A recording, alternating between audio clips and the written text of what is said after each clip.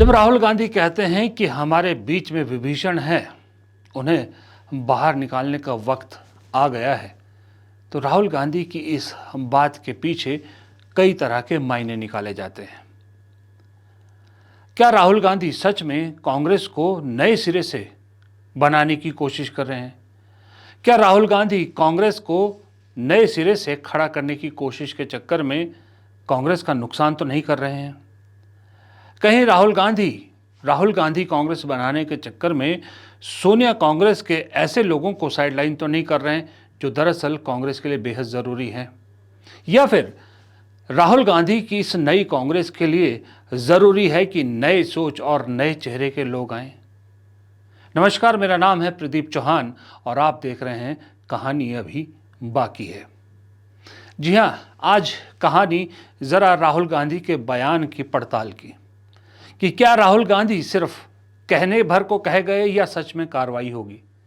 क्या सही में कांग्रेस से स्लीपर सेल बाहर होंगे? अगर होंगे तो कब होंगे? क्या ये वक्त सही है स्लीपर सेल पर कार्रवाई के लिए या थोड़ा इंतजार करना पड़ेगा? क्या राहुल गांधी जब कहते हैं कि स्लीपर सेल के बाहर करने की ज़रूरत है, कांग्रेस में ऐसे लोग हैं जो बीजेपी के लिए काम करते हैं, उसके बावजूद ऐसे बयानों को अनदेखी करके कुछ नेता वहां पहुंच जाते हैं जहां उन्हें नहीं पहुंचना चाहिए, तो इसके मायने क्या है? क्या राहुल गांधी ने जिस तरह से कांग्रेस को नई कांग्रेस में तब्दील करने की कोशिश की है, जो एग्रेसिव, आप कह सकते हैं अग्रेसिव राजनीति करती है, जिसका उदाहरण दिल्ली में देखा, जिसका उदाहरण अभी बिहार में देखा जा रहा है, क्या यही अगले साल असम और फिर केरल और करते करते गुजरात तक जारी रहेगा? क्या वो राज्य कांग्रेस जीतने में वापस कामयाब हो पाएगी जहां पर इन स्लीपर सेल ने सबसे ज़्यादा नुकसान किया है? इन्हीं सब पर बातचीत के लिए हमने एक वरिष्ठ पत्रकार डॉक्टर राकेश पाठक को अपने मंच पर बुलाया। उन्होंने दिल खोलकर सब बात सच्चाई से रख दी। जहां कांग्रेस की बुराई करनी थी, जहां कांग्रेस की कमी थी, वो भी कही। जो जहां राहुल गांधी गलत है वो भी उन्होंने पॉइंट आउट किया, और जहां राहुल गांधी सही है वो भी पॉइंट आउट किया। चलिए डॉक्टर राकेश पाठक के पास चलते हैं। डॉक्टर साहब, सीधा सवाल सबसे पहला यही है कि राहुल गांधी ने जो उस दिन बात कही स्लीपर सेल्स की या भूभीषण की, वो क्या सिर्फ कार्यकर्ताओं का जोश बढ़ाने के लिए थे या उसमें लगता है सच में कुछ सच्चाई है? और जिस तरह से उन्होंने कहा कि 30, 40, 50 को निकालना पड़े तो निकाल दीजिए, क्या उसमें भी दम लगा आपको? धन्यवाद प्रदीप जी। पहली बात तो ये कि राहुल गांधी ने जो कुछ कहा है वो 100% सही बात, बिना किसी किंतु परंतु अगर मगर के। न केवल राहुल गांधी को बल्कि हम सबको भी ये स्वीकार करना चाहिए कि कांग्रेस पार्टी अपने पूरे इतिहास के सबसे कठिन समय में से गुजर रही है। इससे ज्यादा बुरा वक्त उसका आ नहीं सकता है, जहां उसकी खुद की चुनी हुई सरकारें गिर गई। पिछले 3 लोकसभा चुनाव से लगातार वो सत्ता से बाहर है। यद्यपि 2024 में राहुल गांधी और उनकी पार्टी की मेहनत ने थोड़ा सा उसका हौसला बढ़ा दिया है। लेकिन विषय पर आए तो ये राहुल गांधी का बयान जो है कि 10, 20, 30, 40 लोगों को निकाल दीजिए, स्लीपर सेल घुसे हुए हैं, संघ से सहमति रखने वाले लोग पार्टी में हैं, ये बयान कोई नया बयान नहीं है। आपको याद होगा हरियाणा में भी राहुल गांधी ने इसी तरह का एक बयान दिया। इसके पहले यूथ कांग्रेस के साथ, शायद कोरोना काल की बात है, कोविड काल में वे ऑनलाइन इसी तरह डिस्कशन कर रहे थे अपने यूथ कांग्रेस के पदाधिकारियों के साथ।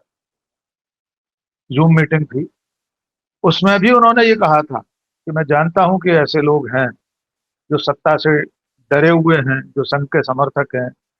तब भी उन्होंने कहा था ऐसे लोगों का हमारी पार्टी में कोई स्थान नहीं। अब सवाल यह है कि राहुल गांधी ने जो कहा है उस पर अमल कब होगा और कौन करेगा। इसके उत्तर में जाएं इससे पहले प्रदीप जी थोड़ा सा ये भी समझ लें कि ये जो कांग्रेस पार्टी है ये भानुमति का कुनबा है। इसमें हमेशा से अलग अलग मतों के लोग, अलग अलग विचारधारा के लोग रहे हैं। यहां तक कि गांधी नेहरू के समय भी तमाम ऐसे लोग थे जो हिंदुत्व की विचारधारा से प्रभावित थे। तिलक थे, लोकमान्य गंगाधर तिलक, हम सब जानते हैं कि उनकी विचारधारा पूरी तरह ऐसी नहीं थी जैसी नेहरू या गांधी। उसके बाद भी समाजवादी रहे, सोशलिस्ट रहे, वामपंथी विचारधारा के लोग भी कांग्रेस में रहे, राजे रजवाड़े रहे, सब तरह के लोगों का एक समूह कांग्रेस रही। लेकिन कभी भी कोई ऐसा व्यक्ति नहीं रहा जो पूरी तरह से दक्षिण पंथ के जो प्रतीक हैं राष्ट्रीय स्वयंसेवक संघ, उसके साथ खड़े दिखाई देते हो या अंदर खाने से उसकी मदद करते हो। अब चूंकि कांग्रेस का ये कमजोर समय है, नेतृत्व बहुत कमजोर है, अंकुश नहीं बचा है, तो लोगों ने इस तरह सिर उठाए कि राहुल गांधी के करीबी लोगों में से, आपने सही उदाहरण मध्य प्रदेश का लिया है, मैं फिर दोहरा रहा हूं, सबसे करीबी लोगों में से ज्योतिरादित्य सिंधिया जैसे लोग पार्टी छोड़कर बीजेपी में चले गए। उन्हें कांग्रेस पार्टी ने क्या नहीं दिया। हाँ, इतनी गलती मान सकते हैं सोनिया राहुल गांधी की कि उन्होंने ज्योतिरादित्य सिंधिया को प्रधानमंत्री नहीं बनाया। ये तो खैर बहुत बड़ा अपराध था, उनको प्रधानमंत्री बना देना चाहिए था, तो शायद वे कांग्रेस नहीं छोड़। ऐसे ही तमाम बाकी लोग हैं, आरपीएन सिंह है। मुख्यमंत्री मुख्यमंत्री नहीं नहीं नहीं, अरे मुख्यमंत्री नहीं सर, मैं प्रधानमंत्री की बात करता हूँ हमेशा, क्योंकि ये लोग इतने अच्छा, काबिल लोग हैं, केंद्र में मंत्री रह चुके हैं। राहुल गांधी की सबसे बड़ी गलती ये है कि 6-6 महीने के लिए, 6 महीने ज्योतिरादित्य सिंधिया प्रधानमंत्री रहते, फिर 6 महीने मिलिंद देवड़ा, फिर 6 महीने आरपीएन सिंह। तो इस तरह से जितने लोग छोड़कर गए, ये लोग पार्टी छोड़कर नहीं जाते, ये सब प्रधानमंत्री बनने के लायक, क्योंकि इसके अलावा तो राहुल गांधी और कांग्रेस ने सब दे दिया था सर। ज्योतिरादित्य सिंधिया 4 बार सांसद, दोनों बार यूपीए सरकारों में मंत्री, पार्टी के राष्ट्रीय महासचिव, लोकसभा में मुख्य सचेतक, महाराष्ट्र की स्टीयरिंग कमेटी के चेयरमैन, मध्य प्रदेश में चुनाव अभियान समिति के संयोजक। तो सर मुख्यमंत्री का पद तो बहुत छोटा था सिंधिया जी के लिए, उनको प्रधानमंत्री बनना था। इसलिए हमारे दर्शक फिर समझ लें, कांग्रेस की गलती यह है कि उसके भीतर जो लोग जब पार्टी में रहते हैं तो उन्हें मुख्यमंत्री और प्रधानमंत्री से कम का कोई पद नहीं चाहिए होता, लेकिन जब वो बीजेपी में चले जाते हैं तो स्टार प्रचारकों की सूची में सिंधिया जी का नाम 13वें नंबर पर आता है। बीजेपी की चुनाव अभियान समिति में उनका नाम स्टार प्रचारकों में 13वें नंबर पर आता है। कई जगह तो कमेटियों में वे होते नहीं, पार्टी के आयोजनों में दूसरे तीसरे स्थान पर बैठना पड़ता है, लेकिन कांग्रेस में उनको प्रधानमंत्री बनना है। अब सवाल यह है कि ये सारी गलतियां तो राहुल गांधी या कांग्रेस ने की, मान लेते हैं। अब जो गलती हो रही है उसका खामियाजा भी भुगतने के लिए तैयार रहना पड़ेगा पार्टी। राहुल गांधी कह रहे हैं कि हम जानते हैं स्लीपर सेल है, संघ के समर्थक लोग हैं, अपने महल बचाओ, अपनी जान बचाओ। अभी कहा उन्होंने इस अहमदाबाद के अधिवेशन से पहले, जिन्हें अपनी जान बचाना हो, जिन्हें अपने महल बचाना हो, वे चले जाएं। मेरा स्पष्ट मानना यह है कि किसी भी पार्टी में अगर आपको आंतरिक अनुशासन कायम रखना है, संगठन को बचाना है, सत्ता की राजनीति करनी है, तो ऐसे स्लीपर सेल्स को जाने देने की मोहलत नहीं दी जा सकती। आपको सर्जरी करना पड़ेगी। ये एक्शन तो कांग्रेस पार्टी को खुद कर लेना पड़ेगा। राहुल गांधी को किसी से इजाजत लेने की जरूरत है क्या? दशकों बाद ऐसा हुआ है कि पार्टी का राष्ट्रीय अध्यक्ष और जो व्यक्ति किसी पद पर नहीं है, राहुल गांधी, उन दोनों के बीच में ऐसा तालमेल है, ऐसा इससे पहले कभी नहीं हुआ। सब जानते हैं कांग्रेस के नेता राहुल गांधी, पार्टी के राष्ट्रीय अध्यक्ष मल्लिकार्जुन खड़गे। अगर ये दो लोग मिलकर ये तय कर लें कि फला व्यक्ति संघ से मिला हुआ है, बीजेपी के हक में काम कर रहा है, गुजरात तो उसकी प्रयोगशाला है जहां पर उन्होंने कहा है, भुगत रही है कांग्रेस वहां पर। दिग्विजय सिंह का बयान आया उसके बाद कि मैं जब गुजरात के दौरे पर जाता था तो मुझे कहा जाता था यहाँ संघ के खिलाफ नहीं बोलना है, पार्टी के लोग कहते। राहुल गांधी जी संघ के खिलाफ लड़ाई लड़ रहे हैं। तो प्रदीप जी, मेरा कहना यह है कि अब एक्शन लेने की बारी राहुल गांधी की है। भाषणों से कुछ नहीं होगा। जी जो मूल कार्यकर्ता है, जो निष्ठावान कार्यकर्ता है, वो हताश होता है कि आप कहते सब हैं, कार्रवाई नहीं करते। जी, वही बिल्कुल सही बोला डॉक्टर साहब। लेकिन इस पे आने से पहले एक एक सवाल और मध्य प्रदेश से ही आपसे पूछना चाहूंगा मैं, क्योंकि मैंने उस चीज पे आपका रिएक्शन भी देखा कि अब राहुल गांधी कहते हैं कि भाई है स्लीपर सेल है, अब हटाने पड़ेंगे, लेकिन सवाल ये भी उठता है कि राहुल गांधी विश्वास करें तो फिर किस पे करें? क्योंकि अभी रिसेंटली आपने देखा होगा, जिसपे आपने भी रिएक्ट किया, कि आपके मध्य प्रदेश के जो कांग्रेस के अध्यक्ष है जीतू पटवारी, जिस तरह से वो कविवर, महाकवि, महाज्ञानी और राम कथावाचक, उनकी बेटी की शादी में जिस तरह से गलबैया डाल के और जो तारीफों के पुल बांध रहे थे और सोशल मीडिया पे शेयर भी कर रहे हैं, और सबको मालूम है कि वो गांधी परिवार के बारे में उनके क्या विचार हैं, तो फिर ऐसे में अगर नई जिसपे जिम्मेदारी डालती है, अगर वो भी ऐसा निकलता है, तो फिर क्या कर रहे हैं राहुल गांधी? बिल्कुल, ये राहुल गांधी के सामने बहुत बड़ा संकट है। देखिए, शादी ब्याह में जाना, सामाजिक लोकाचार निभाना कतई गलत नहीं। हमारे देश में तो परंपरा रही है हमेशा। मध्य प्रदेश तो उन राज्यों में से है जहां पर इतनी सदाशही राजनीति रही है। अटल बिहारी वाजपेयी, राजमाता सिंधिया, माधवराव सिंधिया, दिग्विजय सिंह, लंबी फहरिस्त है। दिग्विजय सिंह के बेटे जब पहली बार विधायक बने, जयवर्धन सिंह, तो आशीर्वाद दिलाने के लिए वो शिवराज सिंह के पास लेकर गए। ये सामान्य सौजन्य। शादी ब्याह में, सुख में, दुख में आना और जाना सामान्य बात। लेकिन आप किसके यहाँ जा रहे हैं, थोड़ा सा एक बार रुककर ये सोचना पड़ेगा। ये जो तथाकथित कवि हैं, कथित कवि हैं, ये वो व्यक्ति हैं जिन्होंने राहुल गांधी के ऊपर पप्पू का तमगा चस्पा किया, और वे श्रेय लेते हैं कि मैंने खुद पप्पू लिखा था और मैंने कुछ गलत नहीं लिखा था। उनके ट्विटर हैंडल पर आज भी वे सारे उपनाम, सारे सब कुछ दर्ज है। उन्होंने हटाए नहीं, डिलीट नहीं किए। इसके अलावा भी जब वे लोकसभा चुनाव लड़ने गए वहां राहुल गांधी के खिलाफ, तब उन्होंने क्या नहीं कहा। गांधी परिवार के बारे में ऐसी कौन सी बात है जो उस व्यक्ति ने नहीं कही। इससे भी इतर थोड़ा और आगे बढ़कर सोच, वो तथाकथित कवि आजकल नन्हे मुन्ने बच्चे तैमूर को लेकर भी अपनी नफरत बांट रहा है समाज। एक छोटा सा अबोध बच्चा 8 साल का, उसके नाम को लेकर कितनी घृणा परोस रहा है। सोनाक्षी सिन्हा की शादी को लेकर किस तरह का बयान दिया। अगर आप उसके यहाँ शादी में जा रहे हैं तो वहां तक भी एक बार हो सकता है, पहले तो 10 बार सोचना चाहिए कि जिस व्यक्ति ने आपके नेता की चारित्रिक हत्या की, जिसकी छवि को नष्ट भ्रष्ट करने के लिए पूरी ताकत जो लगा दी, आप उसके शादी में जाएं और फिर ट्वीट करें, उसे सरस्वती का पुत्र लिखें, दुनिया का सबसे लोकप्रिय कवि लिखें, और न जाने क्या क्या लिख रहे हैं आप।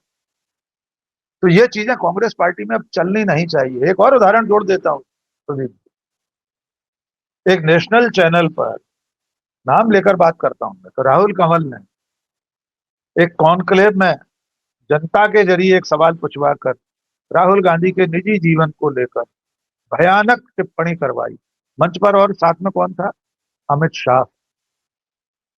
राहुल कंवल राहुल गांधी के बारे में, उनकी काल्पनिक शादी के बारे में, उनकी काल्पनिक पत्नी के बारे में एक व्यक्ति ने कमेंट किया माइक पर, खाके लगते रहे, कांग्रेस पार्टी ने बैन किया। अब तुर्रा देखिए प्रदीप जी, राहुल कंवल को कांग्रेस पार्टी ने प्रतिबंधित किया, उसके 24 घंटे से कम में कांग्रेस के राज्यसभा सांसद अभिषेक मनु सिंघवी राहुल कंवल को इंटरव्यू दे रहे। इससे भी आगे की बलिहारी देखिए, भगवान भला करे इस पार्टी का। मैंने तो आजकल हैशटैग बना रखा है, ऐसी कांग्रेस का भगवान भला करे। जिस अभिषेक मनु सिंघवी ने राहुल कंवल को इंटरव्यू दिया, जब पार्टी ने ऐतराज किया, हम और आप जैसे लोगों ने सोशल मीडिया पर लिखा, तब उन्होंने ये बहाना किया कि मुझे तो पता ही नहीं था कि इनको बैन किया गया है। अकल्पनीय है ये बात। आपकी पार्टी का भूतपूर्व राष्ट्रीय अध्यक्ष, लोकसभा में नेता प्रतिपक्ष, गांधी परिवार का उत्तराधिकारी, उसकी चरित्र हत्या हो रही है स्टेज पर, अमित शाह की मौजूदगी में, ठाके लग रहे हैं, पार्टी बैन कर रही है। पूरा सोशल मीडिया भरा पड़ा उस क्लिप से जिसमें राहुल गांधी को लेकर उस दर्शक ने बात कही, और अभिषेक मनु सिंघवी कह रहे मुझे तो पता ही नहीं था पार्टी ने बैन किया है। और पार्टी ने बैन किया। पवन खेड़ा के ट्विटर हैंडल पर 2,73,000 व्यूज थे बैन करने की सूचना के। मैंने तो वीडियो बनाया था उसमें। तो जिस कांग्रेस में अपने राष्ट्रीय नेतृत्व के लिए इतनी चिंता नहीं है कि उसकी सार्वजनिक रूप से चरित्र हत्या करने वाले लोगों को इंटरव्यू देने का लोग संवरण नहीं कर पाते, शादियों में जाने का लोग संवरण नहीं कर पाते, उस कांग्रेस पार्टी और उसके नेतृत्व राहुल गांधी को सचमुच में बहुत बड़ी लड़ाई लड़, जितनी बड़ी लड़ाई वे बाहर संघ और बीजेपी से लड़ रहे हैं, मोदी शाह से लड़ रहे हैं, उससे बड़ी लड़ाई घर के भीतर उन्हें लड़नी। डॉक्टर साहब, अभी जो पिछले सवाल के जवाब में आपने जो बात कही, उससे मुझे एक चीज निकली कि आपके हिसाब से मुझे ऐसा लगता है आप कह रही कि इस वक्त जो राहुल गांधी और खड़गे के बीच में जो कोऑर्डिनेशन है, मतलब आप कहना चाह रहे हैं कि इस वक्त बेस्ट टाइम है कि ऐसे स्लीपर सेल पे काम किया जाए, इन्हें इन पर कार्रवाई की जाए। ये अगर मैं सही हूं तो आप ये कहना चाह रहे हैं कि बिल्कुल ये सही वक्त है। बिल्कुल। तो लेकिन इससे बिल्कुल, जुड़ा देखिए फिर मैं, एक सवाल भी हाँ, जी, जी, जी, जी। आप आपका सवाल ले लेते हैं। तो मेरा ये है डॉक्टर साहब कि अगर ये बिल्कुल सही वक्त है, तो मैं 2 सवाल इससे जुड़े हुए जानना चाहता हूँ। एक तो ये कि राहुल गांधी ने गुजरात को प्रायोरिटी लिस्ट में सबसे ऊपर क्यों रखा हुआ है? और गुजरात में ही उन्होंने ये बात कार्यकर्ताओं से कही, तो इसका मतलब ऐसा तो नहीं कि उन्होंने तुक्के में कह दी, कुछ सोच समझ के उन्होंने बात कही। तो पहले इसी से शुरुआत करते हैं कि गुजरात प्रायोरिटी में आपको क्या लगता है राहुल गांधी की प्रायोरिटी लिस्ट में सबसे ऊपर क्यों है, जहां पर वो सबसे ज्यादा कोशिश करना चाहते हैं? देखिए, पहले इसका उत्तर बाद में देंगे, पहले उस पर आ जाएं कि खड़गे और राहुल गांधी के बीच जो तालमेल है। मैंने जैसा शुरू में कहा, इससे पहले ऐसा कभी नहीं हुआ। आमतौर पर तो ये रहा कि या तो सोनिया गांधी अध्यक्ष नहीं वर्षों तक, या सीताराम केसरी थे उससे पहले। ये पहला अवसर है कि एक ऐसा व्यक्ति राष्ट्रीय अध्यक्ष है जिसकी गांधी परिवार के प्रति और कांग्रेस के प्रति कोई कल्पना भी नहीं कर सकता कि से कोई दुराभाव रखे। वरिष्ठता में उनका कोई सानी नहीं, 50 साल से ज्यादा लंबा उनका राजनीतिक जीवन। राहुल गांधी और उनके बीच में एक पर्सनल केमिस्ट्री भी बहुत अच्छी है, एक दूसरे का जो सम्मान करते हैं। राहुल गांधी एक गार्डियन के रूप में, एक अभिभावक के रूप में खड़गे को, तो मुझे लगता है जब भी कोई ऐसा एक्शन लिया जाएगा, देखिए एक्शन तो कांग्रेस अध्यक्ष ही लेंगे, राहुल गांधी के पास वो सांगठनिक हैसियत नहीं है पार्टी में, वे किसी पद पर नहीं। अल्टीमेटली अगर किसी को भी निकाला जाना है या अनुशासनहीनता का नोटिस जारी होना है, तो राष्ट्रीय अध्यक्ष के निर्देश पर संगठन महामंत्री जारी करेगा। तो मैं ऐसा मानता हूं ये सबसे माकूल मौका है। ये जो तालमेल है, इसके चलते थोड़ा सा बवंडर होगा निश्चित तौर पर पार्टी में। इस तरह के जब भी एक्शन होंगे, वो हलचल मचाएंगे, एक नया गुट खड़ा हो जाएगा। अभी तो जैसे तैसे वो G21 था या 23 था, आनंद शर्मा और तमाम लोगों का, वो तो 240 सीटों पर बीजेपी रुक गई, कांग्रेस 100 पर आ गई। इससे वो तितर बितर हो गया, एक चले गए हाशिए पर गुलाम नबी आजाद जैसे लोग, उनकी गिनती नहीं है। लेकिन इसमें एक व्यावहारिक परेशानी और है। हम और आप सोचते हैं, राहुल गांधी सोचते हैं और कह रहे हैं कि स्लीपर सेल। चलिए मुझे आप बताइए कौन सा मैकेनिज्म होगा जिससे इस बात को निर्धारित किया जाएगा या शिनाख्त की जाएगी कि गुजरात का या मध्य प्रदेश का या हरियाणा का या हिमाचल प्रदेश का फला नेता बीजेपी का स्लीपर सेल है या आरएसएस से मिला हुआ है। वो प्रक्रिया क्या होगी? कौन सा सोडियम रिंग टेस्ट होगा, कौन सा लिटमस पेपर टेस्ट होगा? तो राहुल गांधी के सामने जो परेशानी है उसको भी समझ, बहुत आसान नहीं है किसी को भी स्लीपर सेल बता देना, उस पर ठप्पा लगा देना और पार्टी का उसको निकाल देना। ये कठिन प्रक्रिया होगी। लेकिन अगर वे ऐसा संदेश भी देते रहे कि हम पहचान रहे हैं कि कौन कौन विभीषण है, कौन कौन हरिराम नाई है, इतना भी पर्याप्त होगा। अब आते हैं गुजरात के विषय पर, बहुत महत्वपूर्ण सवाल आपने पूछा। देखिए प्रदीप जी, हम सब जानते हैं कि नरेंद्र मोदी और अमित शाह, उनकी जन्मभूमि, कर्मभूमि, उनकी प्रयोगशाला, हिंदुत्व की प्रयोगशाला, घृणा की प्रयोगशाला, विभाजन की प्रयोगशाला, वोटों की वैधशाला, जहां से दूरबीन लगाकर वे वोट हासिल करते हैं, किस रास्ते से, किस तरह की सांप्रदायिक दूरबीन लगाते हैं, वो सब की गुजरात कर्म भूमि है। एक मिथ की कहावत हम लोग अक्सर मिथकों में, कहानियों में, किस्तों में सुनते रहे कि रावण की जान या राक्षस की जान, रावण को का नाम नहीं लेते, राक्षस की जान, किसी भी राक्षस की जान उसकी नाभि में थी, या राक्षस की जान किसी तोते में थी। मोदी शाह की राजनीति की जान गुजरात, यद्यपि अब पूरे देश पर राज कर रहे हैं, प्रकारांतर से लगभग पूरे देश में उनका विस्तार है, अधिकतम राज्यों में उनकी सरकार है। लेकिन आप कल्पना कीजिए, अगर कोई धुरंधर राक्षस की नाभि में जहां अमृत कुंड है उस पर ही तीर चला दे, उसे फोड़ दे, तो क्या होगा? उसका तिलिस्म बिखर जाए। इसके पीछे एक व्यावहारिक पक्ष और है। भले वह 20-25 साल से लगातार बीजेपी सरकार में है, भले गुजरात में बहुत बड़ी संख्या में कांग्रेस के नेता बीजेपी से मिले हुए हैं, भले पिछली 2-3 विधानसभाओं के बाद लगातार जीते और हारे हुए लोग कांग्रेस के बीजेपी में जाते रहे, इसके बावजूद आज भी गुजरात में कांग्रेस का काडर बचा हुआ है। 2 विधानसभा चुनाव से पहले का मैं आपको ध्यान दिलाता हूं, आपको अच्छी तरह याद होगा। उस विधानसभा में दोपहर 2:45 बजे तक हम सब लोग टेलीविजन पर मतों की गिनती देख रहे थे। कांग्रेस की 75 से ऊपर सीटें हो चुकी थी गुजरात, बीजेपी पीछे चल रही। टेलीविजन चैनलों की हेडलाइन बदलना शुरू हो गई थी, कांग्रेस बहुमत की ओर अग्रसर, सरकार बना सकती है कांग्रेस। लगभग 3 बजे तक कांग्रेस गुजरात में सरकार बनाने की स्थिति में थी। 3:15 बजे के बाद पासा पलट गया। सूरत की 20 विधानसभा सीटों की मशीनें खुली। प्रदीप सर, ये सूरत वो शहर है जिसमें इतिहास की सबसे बड़ी हड़ताल हुई। केंद्र सरकार की टैक्सेशन नीतियों के खिलाफ, जीएसटी वगैरह के खिलाफ सूरत बंद रहा था कई दिन तक। मुझे दिन याद नहीं है, 20 दिन 45 दिन। पूरा हीरा कारोबार, सारे कपड़े के दुकान और मार्केट्स पूरी तरह बंद रहे थे, गुमटी नहीं खुली थी। तो लोगों को लगा था कि सूरत में बीजेपी 2-4 सीटों का नुकसान तो सहेगी, लेकिन पूरी 20 सीटें बीजेपी, ये आंकड़ा है, पूरी की पूरी 20 सीटें बीजेपी। एक तथ्य और याद दिला देता हूं, उसके बाद के विधानसभा चुनाव की बात।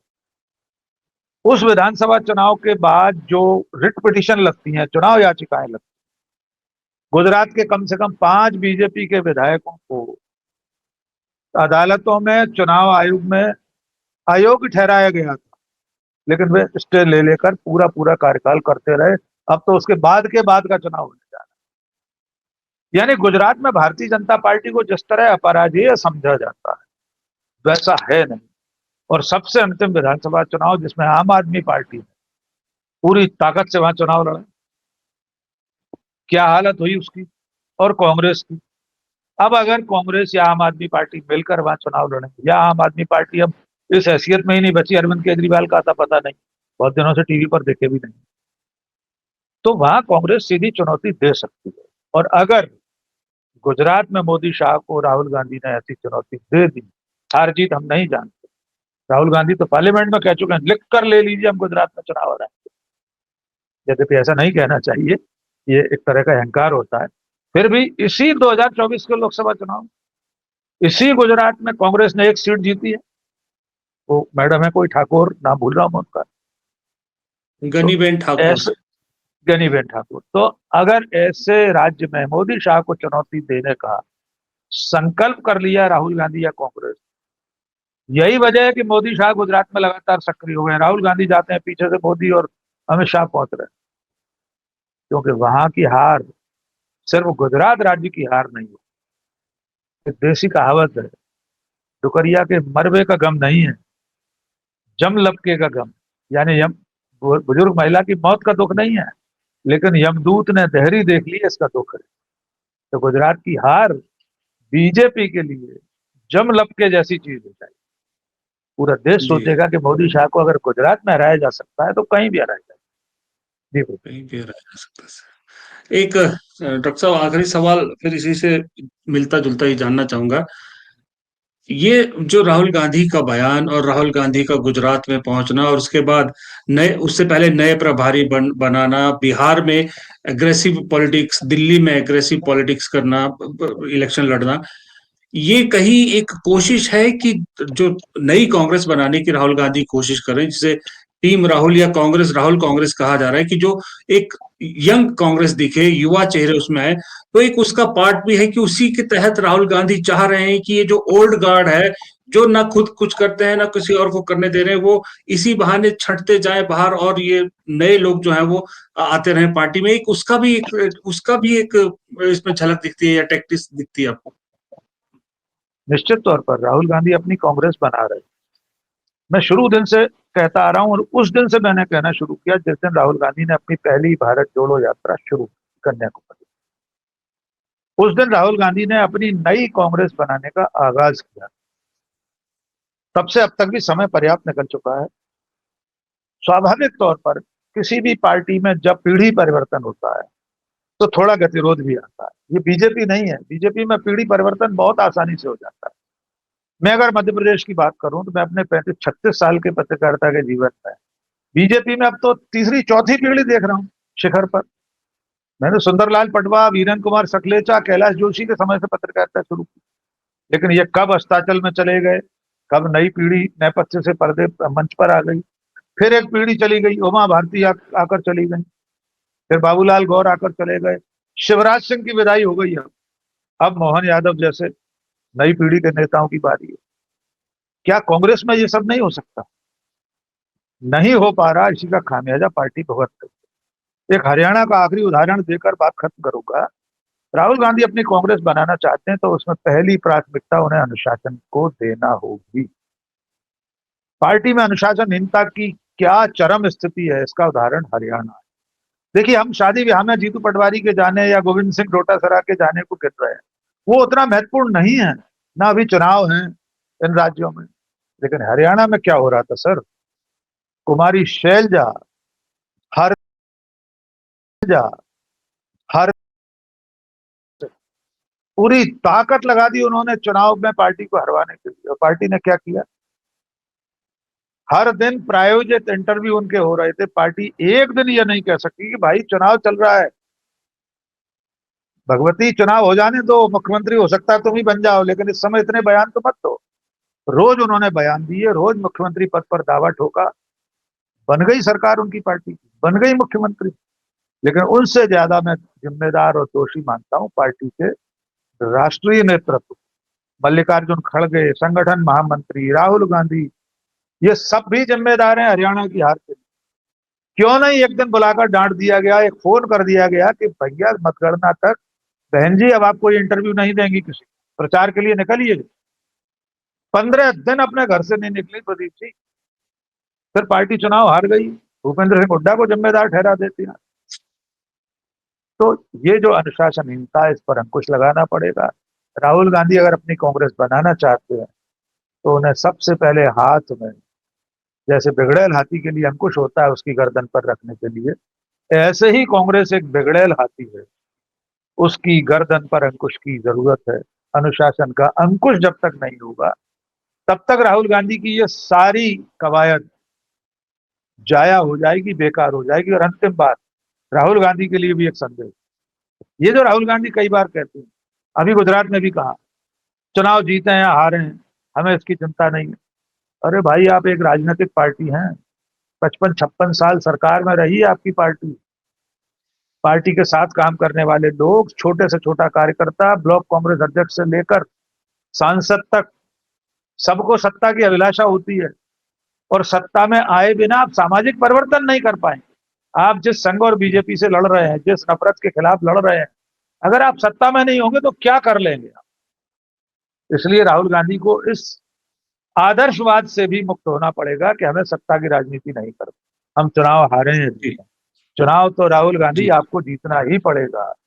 अगर खुद को साबित करना है तो चुनाव जीते बिना आप सचमुच में स्वीकार नहीं हो पाए। जी। चलिए खैर, डॉक्टर साहब, राहुल गांधी ने जो कहा, कितनी सच्चाई है कितना खोखलापन है ये तो हमें नहीं मालूम। राहुल गांधी नई कांग्रेस बनाना चाह रहे हैं, राहुल कांग्रेस बनाना चाह रहे हैं, अच्छी बात है। हम भी चाहेंगे कि नई और दमदार कांग्रेस सामने आए, क्योंकि एक पत्रकार के नाते हमारी पहली जिम्मेदारी और पहली ख्वाहिश है कि इस देश का लोकतंत्र बचा रहे, इस देश का लोकतंत्र मजबूत रहे। और उसके लिए जरूरी है कि जितनी सत्ताधारी पार्टी मजबूत है, विपक्ष भी उतना ही मजबूत हो। तो इसलिए कांग्रेस का मजबूत होना जरूरी है। डॉक्टर साहब, आपने इस सारे मुद्दे पर बेबाकी से अपनी बात रखी, हमसे बात की, इसके लिए आपका बहुत बहुत शुक्रिया, बहुत बहुत धन्यवाद। बहुत तो जी हाँ, ये थे डॉक्टर राकेश पाठक। जैसा मैंने कहा कि हम तो चाहेंगे कि मजबूत लोकतंत्र के लिए विपक्ष मजबूत हो। अगर कांग्रेस की जगह कोई और पार्टी ऐसी होती जो राष्ट्रीय स्तर पे होती तो हम उसकी मजबूती के लिए भी काम ना करते। लेकिन इस देश में मजबूरी ये है कि बीजेपी जो सत्ता में है, या तो वो राष्ट्रीय पार्टी है या फिर कांग्रेस ऐसी पार्टी है विपक्ष में जिसके पूरे देश में अभी भी ग्रास रूट बची है। तो इसलिए कांग्रेस का मजबूत होना ज़रूरी है। और उम्मीद करता हूँ आपको भी कहानी का ये एपिसोड अच्छा लगा होगा। अगर अच्छा लगा होगा तो कमेंट बॉक्स में अपनी राय ज़रूर दीजिएगा, वीडियो अपने दोस्तों के साथ शेयर कीजिएगा, लाइक ज़रूर कीजिएगा। और हाँ, अगर आपने चैनल को अभी तक सब्सक्राइब नहीं किया है तो कृपया करके चैनल को सब्सक्राइब ज़रूर कर लीजिएगा। नमस्कार।